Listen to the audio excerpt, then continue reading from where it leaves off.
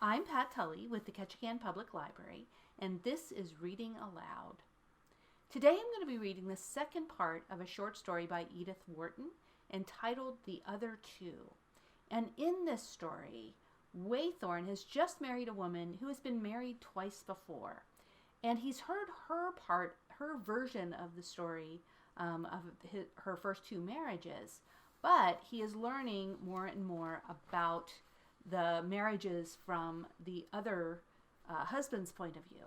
He's known the second husband for a while, and he has just met the first husband, who is Mr. Haskett. So we will get started with the story. 4. Mr. Waythorne, I don't like that French governess of Lily's. Haskett, subdued and apologetic, stood before Waythorne in the library, revolving his shabby hat in his hand. Waythorne, surprised in his armchair over the evening paper, stared back perplexedly at his visitor. "You'll excuse me my asking to see you," Haskett continued, "but this is my last visit, and I thought if I could have a word with you, it would be a better way than writing to Mrs. Waythorne's lawyer." Waythorne rose uneasily. He did not like the French governess either, but that was irrelevant. "I'm not so sure of that," he returned stiffly. "But since you wish it, I will give your message to my wife." He always hesitated over the possessive pronoun in addressing Haskett. The latter sighed. "I don't know as that will help much. She didn't like it when I spoke to her." Waythorne turned red. "When did you see her?" he asked. "Not since the first day I came to see Lily, right after she was taken sick. I remarked to her then that I didn't like the governess." Waythorne made no answer. He remembered distinctly that after the first visit he had asked his wife if she had seen Haskett. She had lied to him then, but she had respected his wishes since, and the incident cast a curious light on her character. He was sure she would not have seen Haskett that first day if she had divined that Waythorne would object, and the fact that she did not divine it was almost as disagreeable to the latter as the discovery that she had lied to him. "I don't like the woman," Haskett was repeating with mild pertinacity. "She ain't straight, Mr. Waythorne. She'll teach the child to be underhand. I've noticed a change in Lily. She's too anxious to please, and she don't always tell the truth. She used to be the straightest child, Mr. Waythorne." He broke off, his voice a little thick. "Not but what I want her to have a stylish education," he ended. Waythorne was touched. "I'm sorry, Mr. Haskett, but frankly, I don't quite see what I can do." Haskett hesitated. Then he laid his hat on the table and advanced to the hearthrug on which Waythorne was standing. There was nothing aggressive in his manner, but he had the solemnity of a timid man resolved on a decisive measure. "There's just one thing you can do, Mr. Waythorne," he said. "You can remind Mrs. Waythorne that, by the decree of the courts, I am entitled to have a voice in Lily's bringing up." He paused and went on more depreciatingly. "I'm not the kind to talk about enforcing my rights, Mr. Waythorne. I don't know as I think a man is entitled to rights he hasn't known how to hold on to. But this business of the child is different. I've never let go there, and I never mean to." The scene left Waythorne deeply shaken. Shamefacedly, in indirect ways, he had been finding out about Haskett, and all that he had learned was favorable. The little man, in order to be near his daughter, had sold out his share in a profitable business in Utica and accepted a modest clerkship in a New York manufacturing house. He boarded in a shabby street and had few acquaintances. His passion for Lily filled his life. Waythorne felt that this exploration of Haskett was like groping about with a dark lantern in his wife's past, but he saw now that there were recesses his lantern had not explored. He had never inquired into the exact circumstances of his wife's first matrimonial rupture. On the surface, all had been fair. It was she who had obtained the divorce, and the court had given her the child. But Waythorne knew how many ambiguities such a verdict might cover. The mere fact that Haskett retained a right over his daughter implied an unsuspected compromise. Waythorne was an idealist. He always refused to recognize unpleasant contingencies till he found himself confronted with them, and then he saw them followed by a special train of consequences. His next days were thus haunted, and he determined to try and lay the ghosts by conjuring them up in his wife's presence.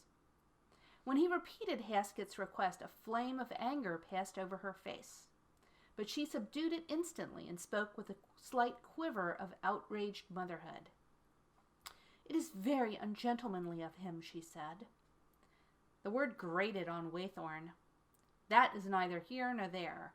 It's a bare question of rights." She murmured, "It's not as if he could ever be a help to Lily." Waythorne flushed. This was even less to his taste. "The question is," he repeated, "what authority has he over her?" She looked downward, twisting herself a little in her seat. "I am willing to see him. I thought you objected," she faltered. In a flash, he understood that she knew the extent of Haskett's claims. Perhaps it was not the first time she had resisted them. "My objecting has nothing to do with it," he said coldly. "If Haskett has a right to be consulted, you must consult him." She burst into tears, and he saw that she expected him to regard her as the victim. Haskett did not abuse his rights. Waythorne had felt miserably sure that he would not. But the governess was dismissed, and from time to time the little man demanded an interview with Alice. After the first outburst, she accepted the situation with her usual adaptability. Haskett had once reminded Waythorne of the piano tuner, and Mrs. Waythorne, after a month or two, appeared to class him in that domestic familiar. Waythorne could not but respect the father's tenacity. At first he had tried to cultivate the suspicion that Haskett might be up to something, that he had an object in securing a foothold in the house. But in his heart, Waythorne was sure that Haskell's single-mindedness, he even guessed in the latter a mild contempt for such advantages as his relation with the Waythornes might offer. Haskett's sincerity of purpose made him invulnerable, and his successor had to accept him as a lien on the property. Mr. Sellers was sent to Europe to recover from his gout, and Varick's affairs hung on Waythorne's hands. The negotiations were prolonged and complicated. They necessitated frequent conferences between the two men, and the interests of the firm forbade Waythorne suggesting that his client should transfer his business to another office. Varick appeared well in the transaction. In moments of relaxation his coarse streak appeared, and Waythorne dreaded his geniality. But in the office he was concise and clear-headed, with a flattering deference to Waythorne's judgment. Their business relations being so affably established, it would have been absurd for the two men to ignore each other in society. The first time they met in a drawing room, Varick took up their intercourse in the same easy key, and his hostess's grateful glance obliged Waythorne to respond to it. After that they ran across each other frequently, and one evening at a ball, Waythorne, wandering through the remoter rooms, came upon Varick seated beside his wife. She colored a little and faltered in what she was saying, but Varick nodded to Waythorne without rising, and the latter strolled on. In the carriage, on the way home, he broke out nervously, "I didn't know you spoke to Varick." Her voice trembled a little. "It's the first time. He happened to be standing near me, and I didn't know what to do. It's so awkward meeting everywhere, and he said that you had been very kind about some business." "That's different," said Waythorne. She paused a moment. "I'll do just as you wish," she returned pliantly.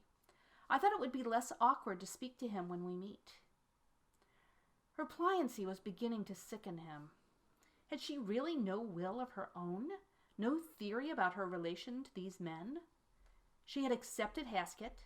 Did she mean to accept Varick? It was less awkward, as she had said, and her instinct was to evade difficulties or to circumvent them. With sudden vividness, Waythorne saw how the instinct had developed. She was as easy as an old shoe, a shoe that too many feet had worn. Her elasticity was the result of tension in too many different directions. Alice Haskett, Alice Varick, Alice Waythorne, she had been each in turn, and had left hanging to each name a little of her privacy, a little of her personality, a little of the inmost self where the unknown God abides. "Yes, it's better to speak to Varick," said Waythorne wearily. 5. The winter wore on, and society took advantage of the Waythorns' acceptance of Varick. Harassed hostesses were grateful to them for bridging over a social difficulty, and Mrs. Waythorne was held up as a miracle of good taste. Some experimental spirits could not resist the diversion of throwing Varick and his former wife together, and there were enough of those who thought he found a zest in the propinquity. But Mrs. Waythorne's conduct remained irreproachable. She neither avoided Varick nor sought him out. Even Waythorne could not but admit that she had discovered the solution of the newest social problem. He had married her without giving much thought to that problem. He had fancied that a woman can shed her past like a man. But now he saw that Alice was bound to hers both by the circumstances which forced her into continued relation with it, and by the traces it had left on her nature. With grim irony, Waythorne compared himself to a member of a syndicate. He held so many shares in his wife's personality, and his predecessors were his partners in the business.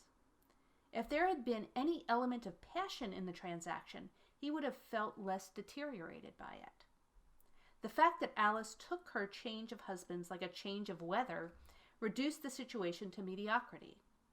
He could have forgiven her for blunders, for excesses, for resisting Haskett, for yielding to Varick, for anything but her acquiescence and her tact.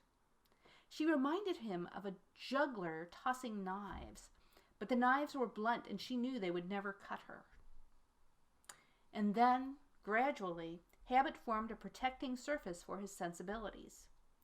If he paid for each day's comfort with the small change of his illusions, he grew daily to value the comfort more and set less store upon the coin. He had drifted into a dulling propinquity with Haskett and Varick, and he took refuge in the cheap revenge of satirizing the situation. He even began to reckon up the advantages which accrued from it, to ask himself if it were not better to own a third of a wife who knew how to make a man happy than a whole one who lacked opportunity to acquire the art. For it was an art, and made up, like all others, of concessions, eliminations, and embellishments, of lights judiciously thrown and shadows skillfully softened. His wife knew exactly how to manage the lights, and he knew exactly to what training she owed her skill. He even tried to trace the source of his obligations, to discriminate between the influences which had combined to produce his domestic happiness. He perceived that Haskett's commonness had made Alice worship good breeding, while Varick's liberal construction of the marriage bond had taught her to value the conjugal virtues, so that he was indirectly indebted to his predecessors for the devotion which made his life easy, if not inspiring. From this phase he passed into that of complete acceptance. He ceased to satirize himself because time dulled the irony of the situation, and the joke lost its humor with its sting. Even the sight of Haskett's hat on the hall table had ceased to touch the springs of epigram. That hat was often seen there now, for it had been decided that it was better for Lily's father to visit her than for the little girl to go to his boarding house. Waythorne, having acquiesced in this arrangement, had been surprised to find how little difference it made. Haskett was never obtrusive, and the few visitors who met him on the stairs were unaware of his identity. Waythorne did not know how often he saw Alice, but with himself Haskett was seldom in contact. One afternoon, however, he learned on entering that Lily's father was waiting to see him. In the library he found Haskett occupying a chair in his usual provisional way. Waythorne always felt grateful to him for not leaning back. I hope you'll excuse me, Mr. Waythorne, he said, rising. I wanted to see Mrs. Waythorne about Lily, and your man asked me to wait here until she came in. Of course, said Waythorne, remembering that a sudden leak had that morning given over the drawing room to the plumbers. He opened his cigar case and held it out to his visitor, and Haskett's acceptance seemed to mark a fresh stage in their intercourse. The spring evening was chilly, and Waythorne invited his guest to draw up his chair to the fire. He meant to find an excuse to leave Haskett in a moment, but he was tired and cold, and after all, the little man no longer jarred on him. The two were enclosed in the intimacy of their blended cigar smoke when the door opened and Varick walked into the room. Waythorne rose abruptly. It was the first time that Varick had come to the house, and the surprise of seeing him, combined with the singular inopportuneness of his arrival, gave a new edge to Waythorne's blunted sensibilities. He stared at his visitor without speaking. Varick seemed too preoccupied to notice his host's embarrassment. "My dear fellow," he exclaimed in his most expansive tone, "I must apologize for tumbling in on you in this way, but I was too late to catch you downtown, and so I thought—" He stopped short, catching sight of Haskett, and his sanguine color deepened to a flush, which spread vividly under his scant blonde hair. But in a moment he recovered himself and nodded slightly. Haskett returned the bow in silence, and Waythorne was still groping for speech when the footman came in carrying a tea table. The intrusion offered a welcome vent to Waythorne's nerves. "What the deuce are you bringing this here for?" he said sharply. "I beg your pardon, sir, but the plumbers are still in the drawing-room, and Mrs. Waythorne said she would have tea in the library." The footman's perfectly respectful tone implied a reflection on Waythorne's reasonableness. "Oh, very well," said the latter resignedly, and the footman proceeded to open the folding tea table and set out its complicated appointments.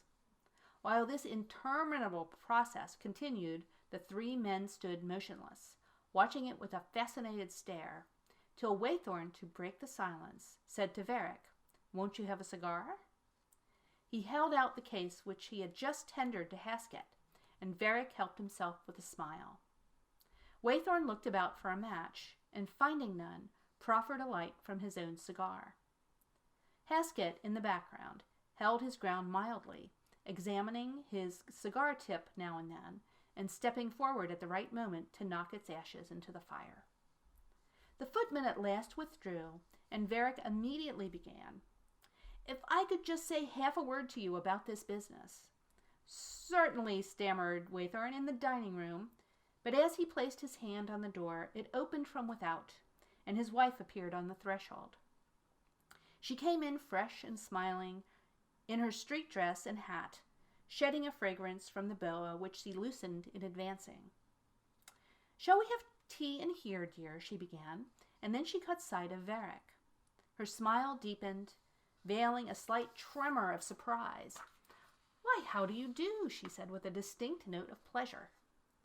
As she shook hands with Varick, she saw Haskett standing behind him. Her smile faded for a moment, but she recalled it quickly, with a scarcely perceptible side glance at Waythorne.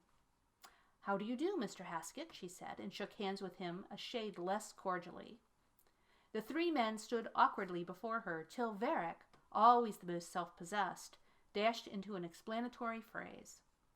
I had to see Waythorne for a moment on business," he stammered, brick red from chin to nape.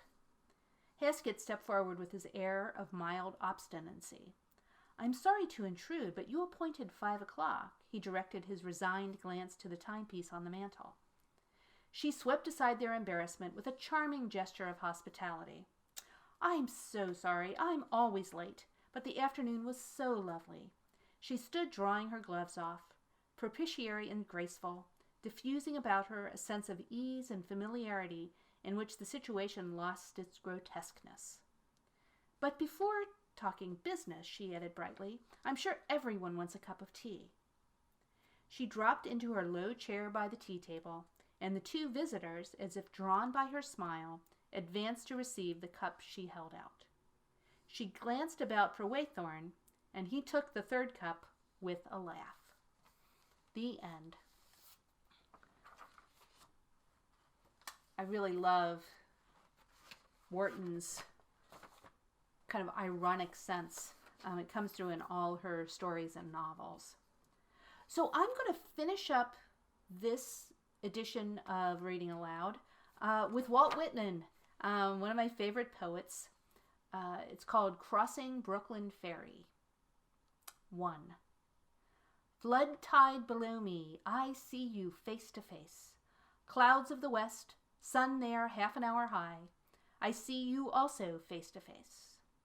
Crowds of men and women attired in the usual costumes. How curious you are to me. On the ferry boats, the hundreds and hundreds that cross, returning home, are more curious to me than you suppose. And you that shall cross from shore to shore years hence are more to me and more in my meditations than you might suppose. 2. The impalpable sustenance of me from all things at all hours of the day, the simple, compact, well-joined scheme, myself disintegrated, everyone disintegrated, yet part of the scheme, the similitudes of the past and those of the future, the glories strung like beads on my smallest sights and hearings, on the walk in the street and the passage over the river, the current rushing so swiftly and swimming with me far away, the others that are to follow me, the ties between me and them, the certainty of others, the life, love, sight, hearing of others. Others will enter the gates of the ferry and cross from shore to shore. Others will watch the run of the flood tide. Others will see the shipping of Manhattan north and west, and the heights of Brooklyn from south to east.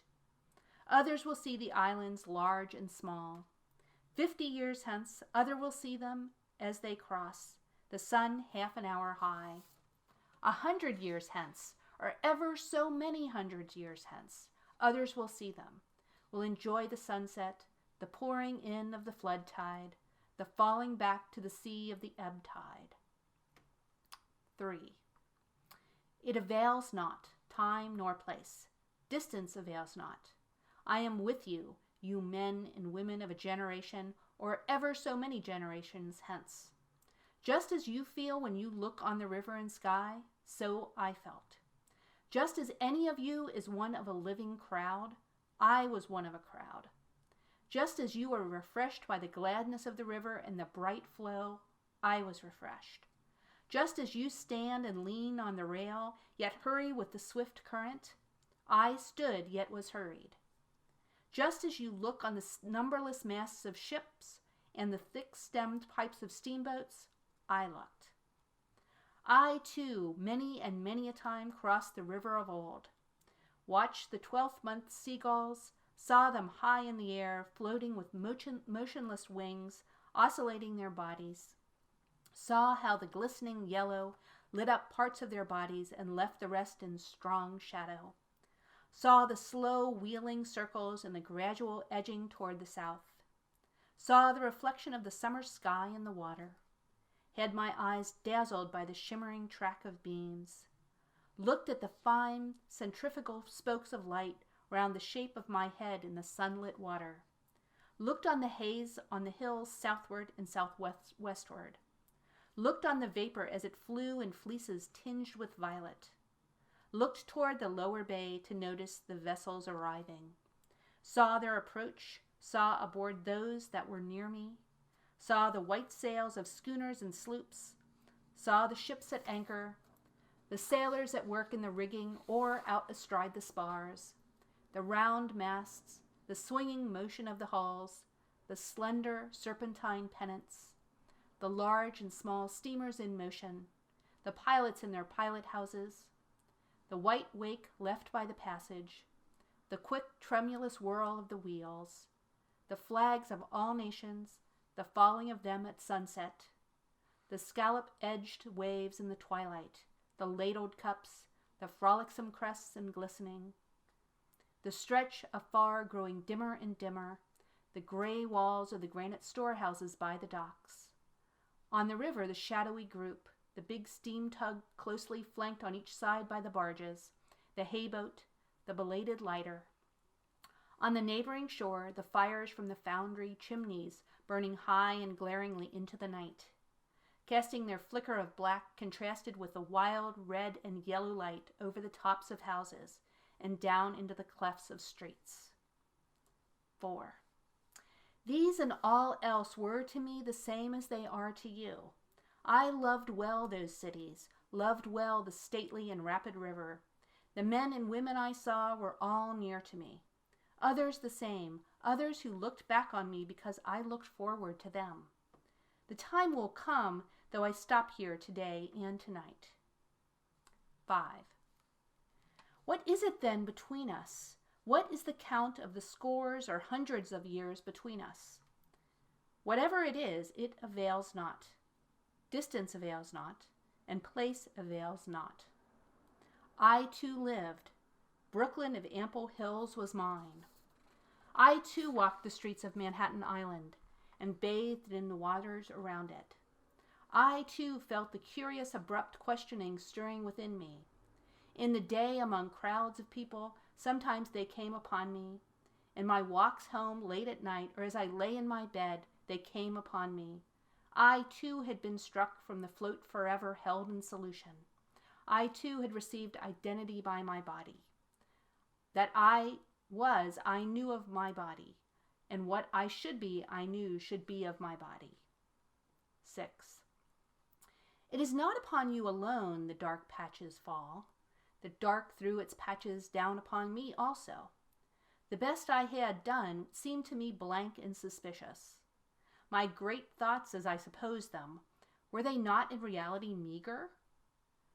Nor is it you alone who know what it is to be evil. I am he who knew what it was to be evil.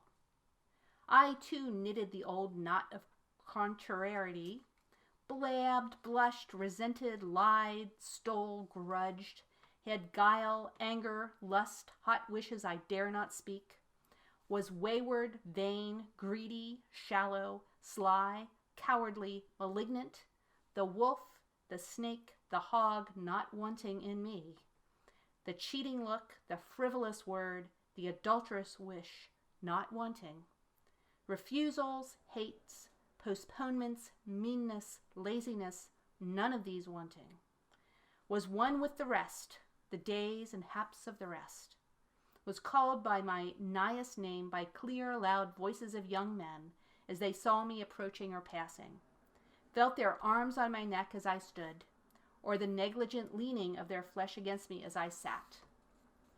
Saw many I loved in the street, or ferry boat, or public assembly, yet never told them a word. Lived the same life with the rest, the same old laughing, gnawing, sleeping. Played the part that still looks back on the actor or actress. The same old role, the role that is what we make it, as great as we like, or as small as we like, or both great and small. 7. Closer yet I approach you. What thought you have of me now, I had as much of you. I laid in my stores in advance. I considered long and seriously of you before you were born. Who was to know what should come home to me? Who knows but I am enjoying this? Who knows for all the distance, but I am as good as looking at you now, for all you cannot see me. 8. Ah, whatever could be more stately and admirable to me than mast-hemmed Manhattan? River and sunset and scalloped edge waves of flood tide. The seagulls oscillating their bodies, the hayboat in the twilight, and the belated lighter. What gods can exceed these that clasp me by the hand, and with voices I love call me promptly and loudly by my nighest name as I approach? What is more subtle than this which ties me to the woman or man that looks in my face? Which fuses me into you now and pours my meaning into you? We understand then, do we not? What I promised without mentioning it, have you not accepted? What the study could not teach, what the preaching could not accomplish, is accomplished, is it not? 9. Flow on, river. Flow with the flood tide and ebb with the ebb tide. Frolic on, crested in scallop-edged waves. Gorgeous clouds of the sunset, drench with your splendor me, or men and women generations after me. Cross from shore to shore countless crowds of passengers. Stand up tall masts of Mannahatta, Stand up, beautiful hills of Brooklyn. Throb, baffled and curious brain. Throw out questions and answers. Suspend here and everywhere eternal float of solution. Gaze, loving and thirsting eyes, in the house or street or public assembly. Sound out voices of young men, loudly and musically call me by my nighest name. Live, old life. Play the part that looks back on the actor or actress. Play the old role, the role that is great or small according as one makes it. Consider, you who peruse me, whether I may not in unknown ways be looking upon you. Be firm, rail over the river, to support those who lean idly, yet haste with the hasting current. Fly on, seabirds, fly sideways or wheel in large circles high in the air. Receive the summer sky, you water, and faithfully hold it till all downcast eyes have time to take it from you. Diverge fine spokes of light from the shape of my head or anyone's head in the sunlit water. Come on, ships from the lower bay, pass up or down white-sailed schooners, sloops, lighters. Flaunt away, flags of all nations, be duly lowered at sunset. Burn high your fires, foundry chimneys, cast black shadows at nightfall, cast red and yellow light over the tops of the houses. Appearances, now or henceforth, indicate what you are. You necessary film continue to envelop the soul. Around my body for me, and your body for you, be hung out divinest aromas. Thrive, cities, bring your freight, bring your shows, ample and sufficient rivers, expand, being than which nothing else is perhaps more spiritual. Keep your places, objects, than which none else is more lasting. You have waited, you always wait, you dumb, beautiful ministers. We receive you with free sense at last, and are insatiate henceforward. Not you any more shall be able to foil us, or withhold yourselves from us. We use you, and do not cast you aside. We plant you permanently within us. We fathom you not, we love you. There is perfection in you also. You furnish your parts toward eternity. Great or small, you furnish your parts toward the soul. Thank you very much for joining me, and have a wonderful week.